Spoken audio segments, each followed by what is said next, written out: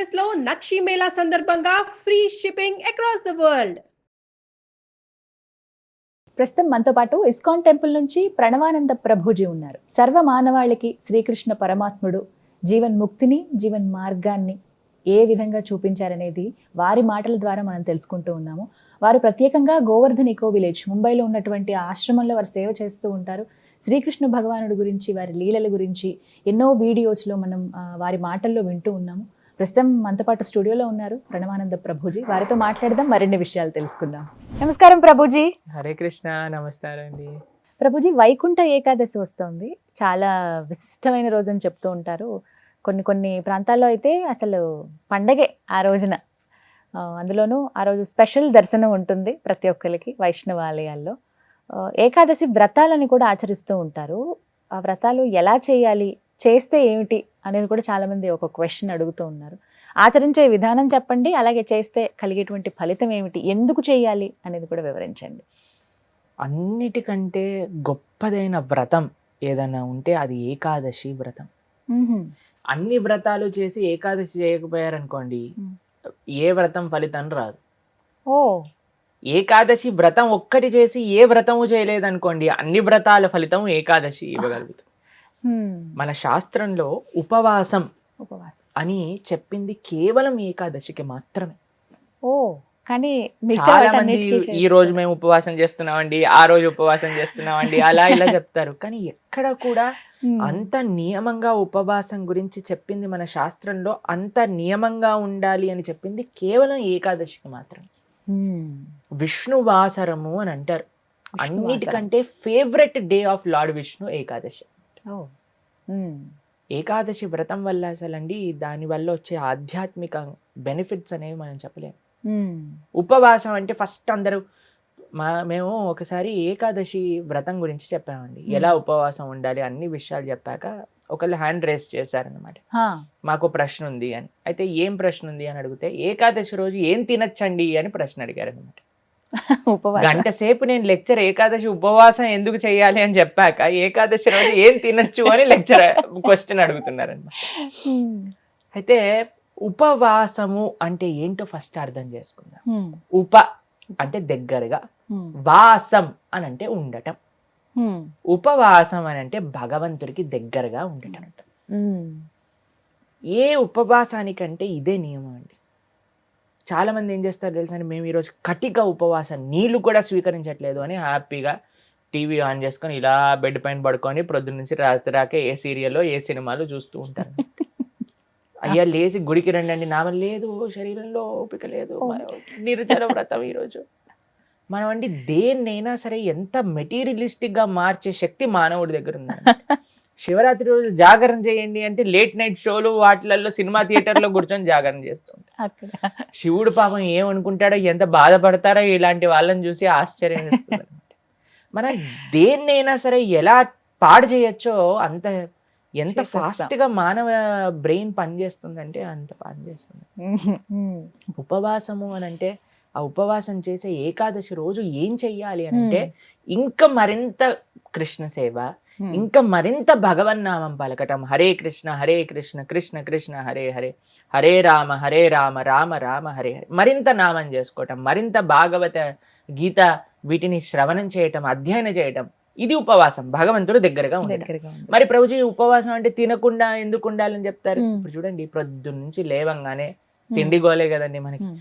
ఏం టిఫిన్ ఏం చేయాలి, దోశలు వేయటం, ఇడ్లీలు వేయటం, అటు వాయిల్ తీయటం, ఇటు చట్నీ చేయటం, ఇటు సాంబార్ చేయటం, పెట్టేయటం. దాని తర్వాత ఇది అయిపోగానే మళ్ళీ లంచ్కి ఏం కావాలి, భోజనం కోసం కూరగాయలు కట్ చేయటం, వంటలు చేయటం, మళ్ళీ తినగానే నిద్ర వస్తుంది, మధ్యాహ్నం పూట పడుకుంటాం, మళ్ళీ సాయంత్రం కావగానే ఇది అది.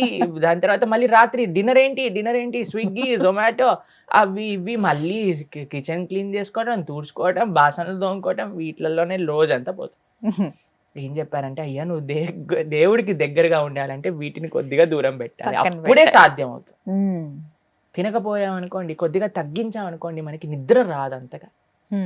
ప్లస్ ఇంత పెద్ద తతంగం మొత్తం కూడా ఆఫ్ అయిపోతుంది. ఎంత సమయం మెరిగిపోతుంది. మీరు ఒక్కసారి ప్రయత్నించండి. ఒకరోజు వంట తిండి ఈ రెండు ఆపేస్తే అసలు ఆ రోజు ఏంటి ఇంత పెద్దగా ఉంది మనకి అని అనిపిస్తుంది అనమాట. ఎందుకంటే అంత సమయం మనకు ఉండిపోతుంది. కాబట్టి ఏకాదశి రోజు ఏంటి నియమం, ముఖ్య నియమం ఏంటి అని అంటే ఎంత వీలైతే అంత భక్తితో ఉండటం, భగవంతుడి యొక్క ఆరాధన చేయటం, ఆలయానికి వెళ్ళడం, వైష్ణవుల సేవ చేసుకోవటం, భగవన్నామాన్ని జపం చేయటం, గీతా భాగవతాలు శ్రవణం చేయటం, సత్సంగంలో ఉండటం, ఇది ఏకాదశి ముఖ్య నియమం.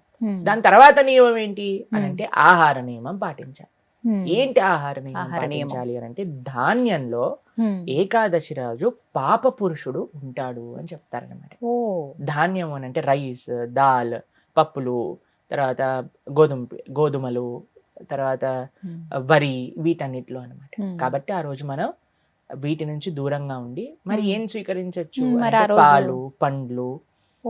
తర్వాత మీకు అవి కూడా కాదండి, మరి మాకు ఇంకా శరీరం సహకరించట్లేదు, కొంతమంది ఉంటారు కదండి, బీపీ ఉంటుంది, షుగర్ ఉంటుంది, అటువంటి వాళ్ళు ఏం చేస్తారు అని అంటే మీకు సగ్గు బియ్యం అని దొరుకుతాయి, లేదా కొర్రలు అని దొరుకుతాయి అనమాట. వాటిని ఇవన్నీ కొన్ని ఏకాదశి రోజు స్వీకరించవచ్చు అని ఎలవ్ చేస్తున్నాం అనమాట.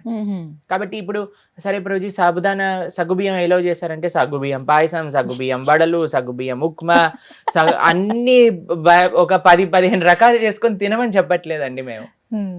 ఎవరికైతే వీలుంటుందో ఒక్క రకం చేసుకోండి, వాటిని ఆహారాన్ని స్వీకరించి శరీరం బాగుండేటట్టుగా చూసుకొని భగవంతుడి యొక్క సేవలో పెట్టుకో.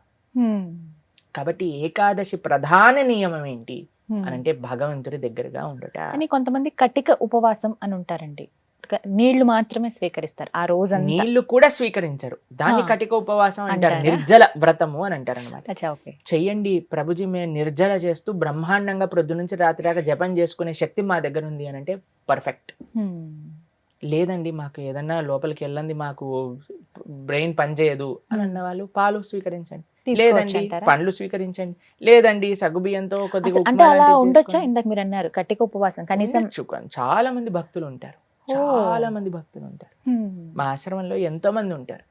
మరి మీ విషయం ఏంటి ప్రభుజీ, మీరు ఉండరా అని అంటే మేము మధ్యాహ్నం వరకు మాత్రం నీరు తీసుకోకుండా, ఏం ఆహారం తీసుకోకుండా ఉపవాసం.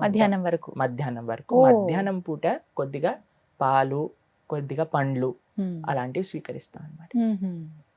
అలా మేము ఏకాదశి ఉపవాసం చేయడానికి ప్రయత్నం. వ్రతం, ఏకాదశి వ్రతం అంటే ఏ విధంగా? ఉపవాసమే ఆనిస్తేనే వ్రతం అంటారు. ప్రతి నెలలో 2 ఏకాదశులు వస్తాయి. అవును, ఆ 2 ఏకాదశులు సంవత్సరం పాటు మొత్తం అన్ని ఏకాదశులు కానీ మనం ఉండగలిగితే దానికంటే గొప్ప వ్రతం ఇంకొకటి లేదు. ఏం జరుగుతుంది ఏకాదశి వ్రతం చేస్తే? భగవంతుడి యొక్క పూర్తి కృప మన పైన ఉంటుంది. ఏకాదశి భక్తి జనని అని అంటారు. మన మనసులో భగవంతుడి పట్ల ప్రేమ కలుగుతుంది, దానికంటే గొప్ప వరం ఇంకేం కావాలండి? నిజమే కదా. కాబట్టి ఏకాదశి వ్రతం తప్పకుండా చేయాలి. అందరూ కూడా ఆ ఏకాదశి వ్రత మహాత్యాన్ని తెలుసుకోండి, చక్కగా ఏకాదశి వ్రతాన్ని ఆచరించడానికి ప్రయత్నం చేయండి. ఇప్పుడు వైకుంఠ ఏకాదశి చాలా అద్భుతమైన రోజు, మీరు సంకల్పం తీసుకొని ముందుకెళ్ళడానికి. చాలా మంది మమ్మల్ని అడుగుతుంటారు, రోజు మా ఇంట్లో ఎవరో వెళ్ళిపోయారు, లేదా మాకు మైల్ ఉంది, అశౌచం ఉంది, మీరు ఎలా ఉన్నా ఏం జరుగుతున్నా ఏకాదశి మాత్రం పాటించవచ్చు, దాంట్లో ఏం ప్రాబ్లం. ఆ రోజు ఖచ్చితంగా ఇవి వింటే బాగుంటుంది, ఇవి పఠిస్తే బాగుంటుంది. భాగవతం వినాలి, భాగవతం చదువుకోవాలి, భగవన్నామం జపం చేయాలి, కీర్తన చేసుకోవాలి, ఆలయానికి వెళ్ళాలి, కృష్ణుడికి తులసితో అర్చన చేయాలి. ఇవన్నీ ఏకాదశికి చాలా మంచి. ఆ రోజున ప్రత్యేకించి ఉత్తర ద్వార దర్శనం ఉంటుంది. అవును, వైకుంఠ ద్వార దర్శనము అని అంటారు. అన్ని ఆలయాలలో మనకి కలుగుతుంది. చక్కగా దర్శనం చేసుకొని వైకుంఠ ఏకాదశి కాదండి, అన్ని ఏకాదశులకి ఇవే నియమాలు. భగవద్ ఆరాధన, భగవన్నామ జపం, భాగవత స్మరణ, ఇవే అన్ని ఏకాదశి. కాబట్టి తప్పకుండా ప్రతి ఒక్కళ్ళు చేయాల్సిన వ్రతం ఏకాదశి వ్రతం. ఎవరైనా ఆచరించవచ్చు, ఏ వయసు వాళ్ళైనా కూడా చేయవచ్చు, చేయదగింది అని అంటే కనుక. ఎస్, చేయగలమన్న ఓపిక ఉండాలి, ఆ ఆసక్తి, ఆ నిష్ట ఉంటే ఖచ్చితంగా ఎవరైనా పాటించవచ్చు. చాలా సంతోషం ప్రభుజీ, నమస్తే. హరే కృష్ణ.